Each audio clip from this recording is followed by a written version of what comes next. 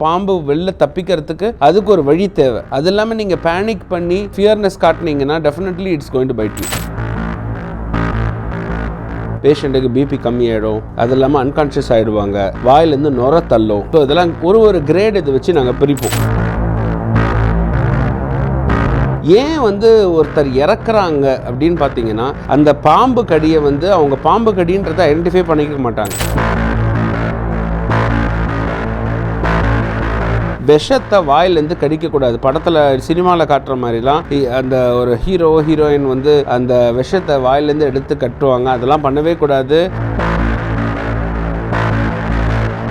குழந்தைங்க இருக்க வீட்டில் ரொம்ப ரொம்ப கேர்ஃபுல்லாக இருக்கணும். ஏன்னா பெரியவங்களுக்காவது சொல்ல தெரியும், குழந்தைங்களுக்கு சொல்ல தெரியாது.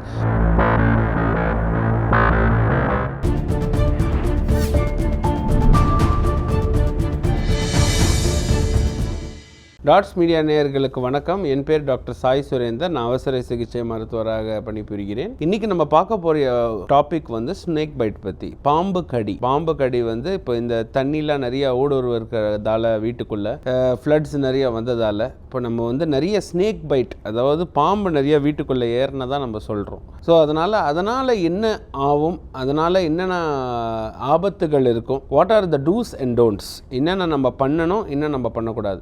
பொதுவாக இப்போ நம்ம தண்ணியில் ஓடுற தண்ணியில் நிறைய பாம்புகள் பார்க்கலாம். பொதுவாக வில்லேஜ் சைடு அண்ட் கண்ட்ரி சைடில் தான் பார்க்கலாம், தவிர சிட்டியில் விச் இஸ் மோர் ஆஃப் ஒரு ஃபுல் அண்ட் ஃபுல் கான்க்ரீட் ஜங்கிளாக இருக்கிறதால அவ்வளோ பாம்புகள் நம்ம பார்க்க முடியாது. பட் இப்போ இருக்கிற ஒரு சினாரியோவில் ஃப்ளட் வந்ததால், வாட்டர்ஸ் எல்லாம் ரைஸ் ஆனதால் உள்ளே இருக்கிற all organisms have to come outside, இல்லை வெளில வந்தாகணும். ஸோ அந்த மாதிரி போது சில பாம்புகள் வீட்டுக்குள்ளே வருது. நீங்கள் தெரிஞ்சிக்க வேண்டியது ஃபஸ்ட்டு டூஸ் அண்ட் டோன்ட்ஸ். வந்தால் ஃபஸ்ட்டு பேனிக் ஆகக்கூடாது. இமீடியட்டாக you have to find a way to send the snake out.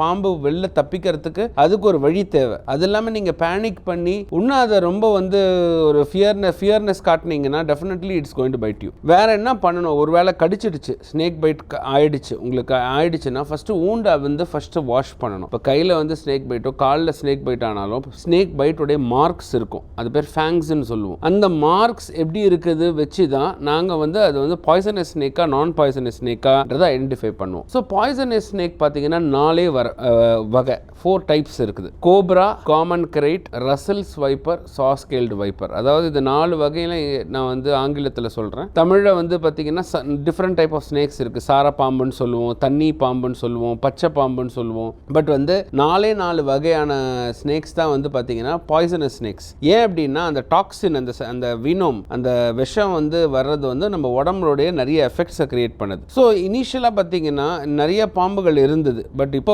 பார்த்தீங்கன்னா சிட்டிலையும் சரி, நம்ம காடுகள்லையும் சரி, இந்த 4 வகையான பாம்புங்க தான் மனுஷன் உயிரை தாக்குது. ஸோ என்ன பண்ணும் இந்த பாம்புங்க அப்படின்னு, என்ன சார் பண்ணும் அப்படின்னு கேட்டிங்கன்னா, ஃபர்ஸ்ட் கடிச்சுன்னா அந்த ஏரியாவை சுற்றி ஸ்கின் ஃபர்ஸ்ட் ரெட் ஆகுங்க. அந்த redness very in matter of few hours கருப்பாயிடும். அந்த கருப்பாகிறது பார்த்தீங்கன்னா it's direct indicator that it is a poisonous snake. So என்ன இங்கே உடனே நியரஸ்ட் எமர்ஜென்சி அவசர சிகிச்சை, கவர்மெண்ட் ஹாஸ்பிட்டலோ பிரைவேட் ஹாஸ்பிட்டலோ தனியார் ஹாஸ்பிட்டல் நீங்கள் உடனே எடுத்துட்டு வந்துட்டீங்க அப்படின்னா அந்த எமர்ஜென்சி டாக்டர் உடனே ப்ளீடிங் டைம், கிளாட்டிங் டைம், அந்த ரத்தம் ப்ளீட் ஆகிறது, கிளாட் ஆகிறது, அந்த ப்ளீடிங் டைம், கிளாட்டிங் டைமை நாங்கள் இமீடியட்டாக லேபில் டெஸ்ட் எடுப்போம். அதை வச்சு தான் அந்த நோயுடைய விஷத்தன்மை எப்படி இருக்குன்றதை கண்டுபிடிப்போம். ப்ளஸ் நெக்ஸ்ட் நாங்கள் என்ன பண்ணுவோம் அப்படின்னு பார்த்தீங்கன்னா, நீங்கள் அதை சுற்றி ஒரு கயிறு கட்டி இல்லைனா ஒரு கிளாத் சுற்றி நீங்கள் எடுத்துகிட்டு வருவீங்க. பட் அது ரொம்ப டைட்டாக இருக்கக்கூடாது. அது ரொம்ப டைட்டாக இருந்ததுன்னா பிளட் சர்க்குலேஷனே கட் ஆகிடும் அந்த கடிச்ச ஏரியா. ஸோ இமீடியட்டாக நீங்கள் அதை வாஷ் பண்ணி நியரஸ்ட் எமர்ஜென்சிக்கு எடுத்துகிட்டு வந்தீங்கன்னா நாங்கள் அந்த விஷத்தன்மை எப்படி இருக்குன்னு பார்த்துட்டு நாங்கள் எங்களுடைய ட்ரீட்மெண்ட் ஸ்டார்ட் பண்ணுவோம். என்ன ட்ரீட்மெண்ட் ஸ்டார்ட் பண்ணுவோம் அப்படின்னு பார்த்தீங்கன்னா, ஃபர்ஸ்ட் ஐவி ஃப்ளூயிட்ஸ் கொடுப்போம்,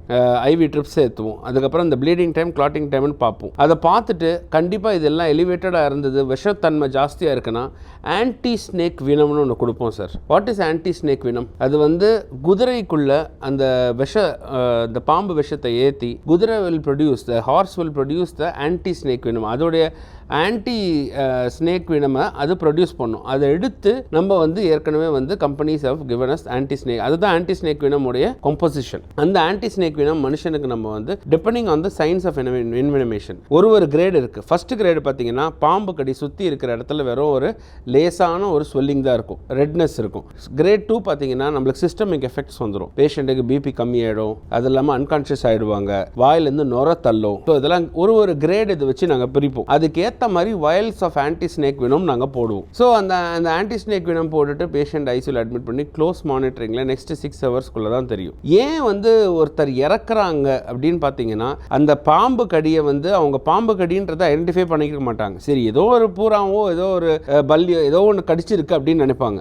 பட் கரெக்டாக அந்த ஃபேங் மார்க்குன்னு ஒன்று இருக்குது. சரியா, இன்னைக்கு இருக்கிற காலகட்டத்தில் you can browse everything on Google. So அந்த ஒரு ஃபேங் மார்க்கோ ஸ்னேக் பைட் மார்க்கோ எப்படி இருக்குன்றதை பாருங்கள். ஸோ அந்த மாதிரி மார்க் உங்களுக்கு சஸ்பிஷன் இருந்தாலே நீங்கள் நியரஸ்ட் எமர்ஜென்சி டிபார்ட்மெண்ட்டுக்கு வந்துடணும். அது கவர்மெண்ட்டாக இருந்தாலும் ப்ரைவேட்டாக இருந்தாலும் இமீடியட்டாக ஒரு எமர்ஜென்சி டாக்டர் பார்த்தாங்கன்னா கண்டிப்பாக even an ordinary doctor can identify அது ஒரு ஸ்னேக் பைட்டா இல்லைனா வேறு ஏதாவது கடிச்சிருக்கான்றதை கண்டுபிடிக்கலாம். பட் எது கடிச்சாலுமே, ஒரு பாம்பு கடிச்சாலுமே, ஒரு தேல் அடுத்தது பார்த்தீங்கன்னா ஒரு ஸ்கார்பியன் பைட்டுமே ரொம்ப ரொம்ப டேஞ்சரஸ். ஸோ எது கடிச்சாலுமே ஒரு டிடி இன்ஜெக்ஷனாவது லோக்கல் டாக்டர்கிட்ட நீங்கள் போட்டுக்கணும். So hope this video would have helped you a lot and definitely எந்த பாம்பு கடியுமே கண்டிப்பாக லேசாக எடுக்காதீங்க. நியரஸ்ட் எமர்ஜென்சி டிபார்ட்மெண்ட்டை அணுகுங்க. அண்ட் அதுக்கு ஃபர்ஸ்ட் எய்ட் அண்ட் அந்த கோல்டன் ஹவர், இந்த first 1 hour following any bite treatment பண்ணால் கண்டிப்பாக அவங்க வெளில வரதுக்கான சான்சஸ் 90% இருக்குது.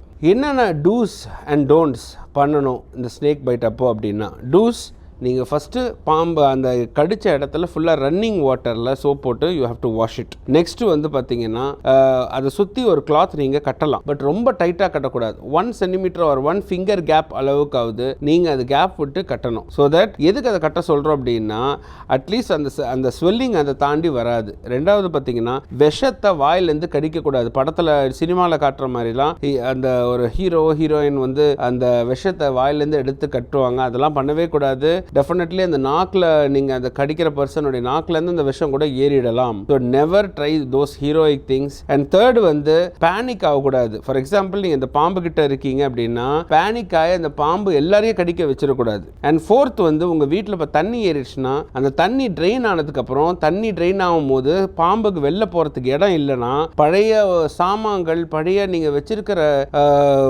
பாத்திரங்களில் சப்போஸ் இருக்கலாம் அந்த பாம்பு. ஸோ அதனால் வந்து இந்த ஃப்ளட் தண்ணி வெளில வந்ததுக்கப்புறம் விட்டு ஃபுல் வீட்டில் இருக்கிற எல்லா சாமானும் எடுத்து ஒரு வாட்டி பாருங்கள், வேறு ஏதாவது பொருட்கள் இருக்கான்னு. அதுவும் குழந்தைங்க இருக்க வீட்டில் ரொம்ப ரொம்ப கேர்ஃபுல்லாக இருக்கணும். ஏன்னா பெரியவங்களுக்காவது சொல்ல தெரியும், குழந்தைங்களுக்கு சொல்ல தெரியாது. உடனே ஒரு குழந்தை பசி இல்லைனாலும் பரவாயில்ல, வேறு எதுக்காவது கத்திக்கிட்டே இருந்தது, அழுதுகிட்டே இருந்தது அப்படின்னா உடனே நீங்கள் வந்து குழந்தைக்கு ஏதாவது கடிச்சிருக்கா, பாம்பு கடிச்சிருக்கா அப்படின்றத தயவுசெய்து பாருங்கள். So these are the main things you have to do and you should not do. Snake bite ஆகும்போது அதை சுற்றி இருக்கும் போது 1 centimeter கேப் ஒரு 1 finger கேப்பில் ஒரு துணி கட்டணும். ரெண்டாவது அந்த இடத்துல soap water, washing, running water, tap வாட்டரில் அது ஃபஸ்ட்டு அந்த ஏரியா ஆஃப் பைட்டை நல்லா கழுவணும். தேர்ட் திங், இருக்கிறப்போ வந்து ரொம்ப தூரம் நீங்கள் பயணித்து ஹாஸ்பிட்டலுக்கு போகணும் அப்படின்னா மஞ்சள் இருக்கிறத ரொம்ப அதிகமாக போட்டக்கூடாது. அந்த இடத்துல மஞ்சள் போட்டு நீங்கள் வாஷ் பண்ணலாம். தவிர அதே இடத்துல மஞ்சள், இப்போ ஊண்டு வந்து ரொம்ப பெருசாக இருக்குது, இப்போ மேலோக்கும் ஊண்டு இருக்குது, வெறும் பைட் மார்க் மாத்திரம் இருக்குது, கடிச்ச இடம் மாத்திரம் இருக்குது, ரத்தம் ரொம்ப வரல அப்படின்னா நீங்கள் அந்த மஞ்சள் போட்டு அதில் மேலே வந்து க்ளோஸ் பண்ணி கொண்டு வரலாம் ஹாஸ்பிட்டலுக்கு. பட் அதுவே ரொம்ப பயங்கரமாக ப்ளீடிங் ஆகிட்டு இருக்கு அப்படின்னா அதில் மஞ்சள் சேர்க்காதீங்க, அதுவே இன்ஃபெக்ஷன் ஜாஸ்தி ஆகிடும். ஸோ வந்து நியரஸ்ட் ஹாஸ்பிட்டல் போகிறதுக்குள்ள அதே மாதிரி அந்த பக்கத்தில் இருக்க ஆள் வந்து கண்டிப்பாக கடித்து எடுக்கக்கூடாது. நாலாவது, ஒருத்தர் ஒரு வேளை மயங்கி விழுந்துட்டாங்க அப்படின்னா, ஒருத்தர் அதனால உயிர் போகிற மாதிரி இருக்குது அப்படின்னா அவங்களுக்கு நாடி துடிப்பு இருக்கான்னு பார்க்கணும். ஃபஸ்ட்டு இங்கே நாடி துடிப்பு இருக்கான்னு பார்க்கணும். இங்கே நாடி துடிப்பு இல்லை அப்படின்னா கெரோட்டிட் பல்சன் இங்கே ஒன்று இருக்குது. அதாவது தொண்டைக்கு பக்கத்தில் கெரோட்டிட் பல்ஸ், இதுதான் முக்கியமான நாடி துடிப்பு. மூளைக்கும் இருதயத்துக்கும் போகிற ரத்தத்துக்கு. இந்த நாடி துடிப்பு இல்லைனா தான் ஒருத்தர் இறந்துட்டாங்கன்னு அர்த்தம். ஸோ சப்போஸ் நீங்கள் போகிறதுக்குள்ளே இது மாதிரி ஆகுது அப்படின்னு சிபிஆர்னு கொடுக்கணும். நம்ம இருதயத்துக்கு கொடுக்குற மசாஜ், அந்த எப்படி அந்த சிபிஆர்ன்றத மசாஜ் கொடுக்க போகிறோன்னா இந்த கை வச்சு இப்படி வந்து ஃப்ளெக்ஸ் பண்ணிவிட்டு இந்த நடுபாகம், இந்த ஹீல் வந்து இந்த இருதயத்து மேலே வச்சு செஸ்ட் கம்ப்ரெஷன் கொடுக்கணும். அப்போ தான் வந்து அவங்க இருதயம் எழுந்துக்கும். அந்த இருதயம் அவங்க ஹாஸ்பிட்டல் போகிறதுக்குள்ளே இது எல்லாத்தையுமே நீங்கள் பண்ணி எடுத்துகிட்டு போனீங்கன்னா டெஃபினெட்லி ரொம்ப விஷம் ஏறலைன்னா கண்டிப்பாக அந்த உயிரை காப்பாற்றலாம். உங்களை அடுத்த வீடியோவில் பார்க்குற வரைக்கும் நன்றி, வணக்கம்.